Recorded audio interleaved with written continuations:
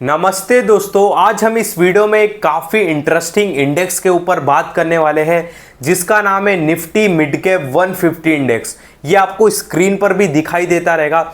ये जो इंडेक्स है ना, पूरे स्टॉक मार्केट में सबसे अलग है। जी हाँ, और आप ऐसा भी बोल सकते हो कि पूरे स्टॉक मार्केट में जितने भी इंडेक्स है वो एक तरफ, चाहे वो निफ्टी 50 हो, चाहे वो निफ्टी स्मॉल कैप 250 इंडेक्स हो, वो सारे इंडेक्स ना एक तरफ, और जो ये इंडेक्स है जो आपको स्क्रीन पर दिखाई दे रहा है, ये इंडेक्स एक तरफ।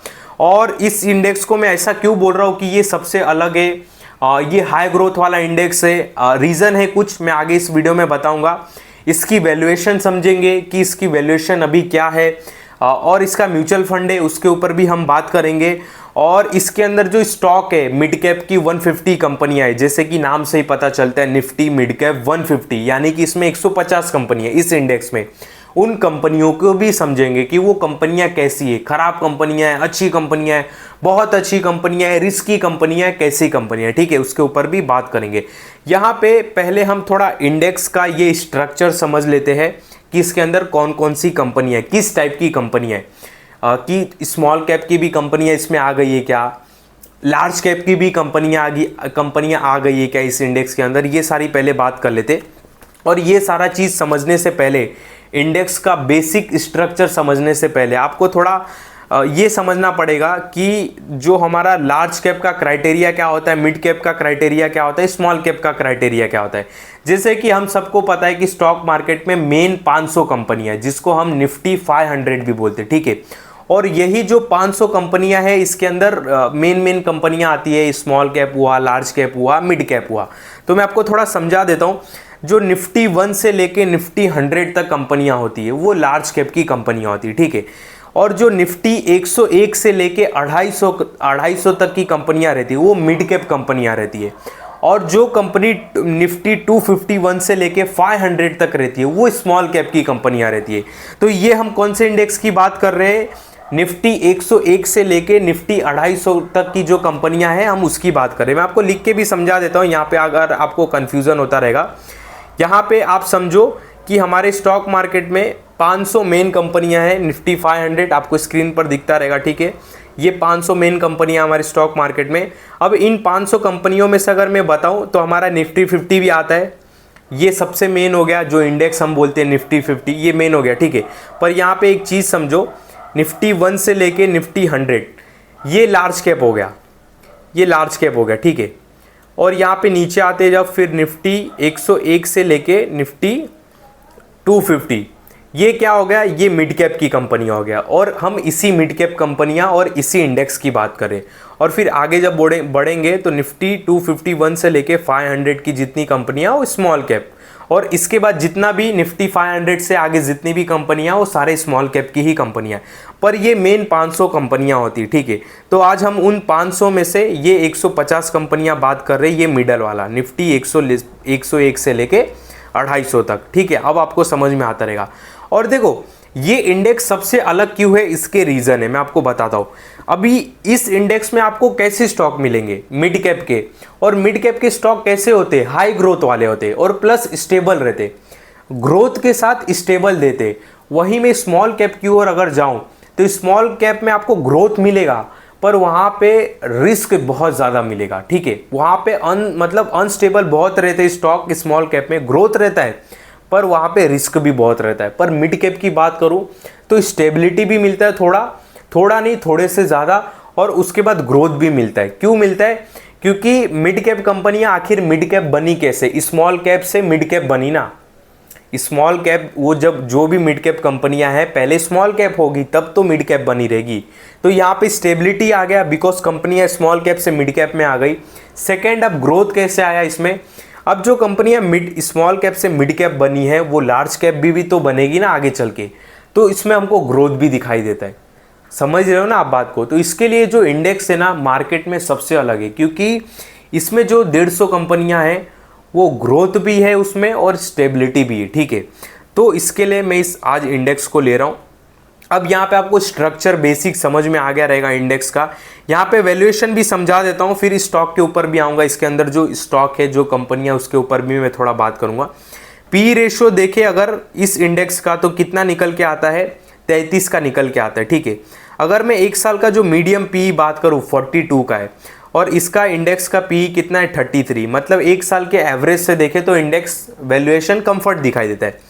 3 साल के हिसाब से तो देखें तो देखो 3 साल का जो इसका मीडियम पी कितना निकल के आता है 26 और इसका इंडेक्स का पी कितना है 33, मतलब अभी भी ये महंगा दिखाई दे रहा है इतना मार्केट में करेक्शन होने के बावजूद। बिकॉज रीज़न क्या है, रीज़न यही है कि इसमें ऐसी कंपनियां भरी पड़ी है कि इसका वैल्यूएशन हाई रहता है। 5 साल के एवरेज के हिसाब से भी देखो जितने भी बड़े इंडेक्स हैं हमारे, निफ्टी 50 हो या चाहे निफ्टी स्मॉल कैप हो, वो अपने मतलब उनका वैल्यूएशन कंफर्ट दिखाई दे रहा है, पर इसका अभी तक वैल्यूएशन कंफर्ट नहीं दिखाई दे रहा है क्योंकि इसका देखो 5 साल का जो एवरेज मीडियम पी वो 28 ऑलमोस्ट निकल के आता है और इसका पी कितना है इंडेक्स का 33।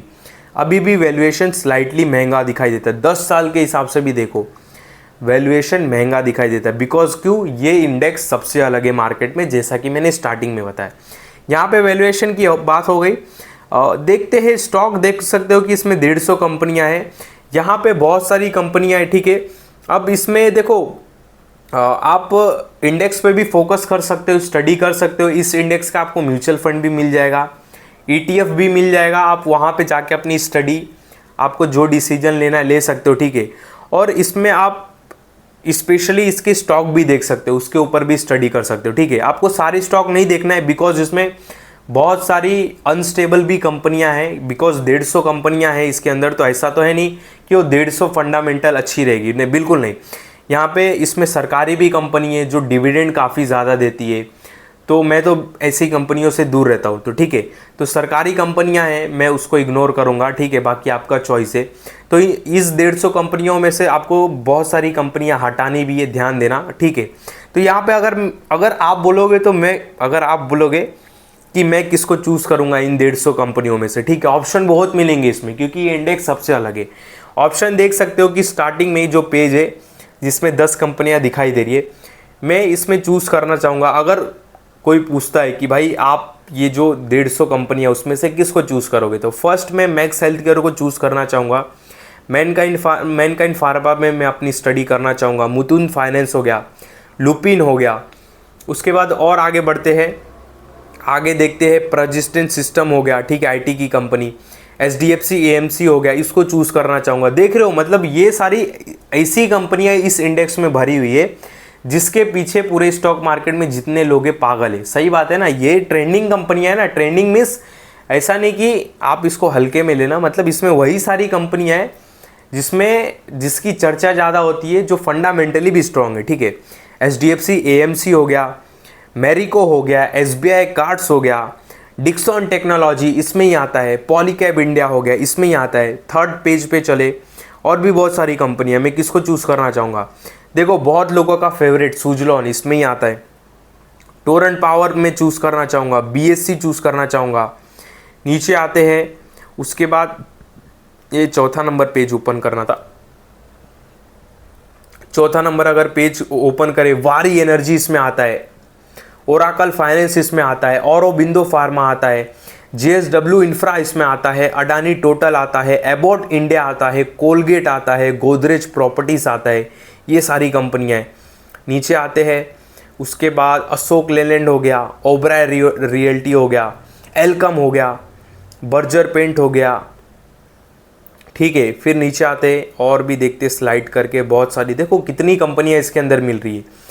भारत फोर्ज हो गया, कॉफरोज हो गया, ट्यूब इन्वेस्टमेंट हो गया, यूनाइटेड बेवरेज, ये बियर वाला है, नहीं ये नहीं, फोर्टिस हेल्थ केयर हो गया। उसके बाद 7 नंबर देखते, नीचे आते और उनो मिंडा हो गया भाई, वोल्टास हो गया अपना, ठीक है, देख रहे हो। तो ये सारी बालाकृष्णा इंडस्ट्री हो गया हमारा, ठीक है। तो ये सारी कंपनियां देख रहे हो, ये वही बोला ना, ये इंडेक्स ना भाई सबसे अलग है। इसमें आपको वही स्टॉक मिलेंगे जो आगे ग्रोथ देने वाले। ये मेरा व्यू है, ठीक है, ये मेरा मानना है, ध्यान देना। मैं आपको यहाँ पे कोई भी बाय सेल का कॉल नहीं दे रहा हूँ। तो ये था ओवरऑल एक निफ्टी मिड कैप 150 के इंडेक्स के ऊपर वीडियो, ठीक है। आप इसके ऊपर स्टडी करो, इसको अपने वॉच लिस्ट में रखो। आप एक अगर म्यूचुअल फंड लवर हो, अगर आप एक ETF लवर हो, ठीक है, अगर आप कंपनी फाइंड करना पसंद करते हो तो आप ये इंडेक्स की ओर थोड़ा ध्यान दो।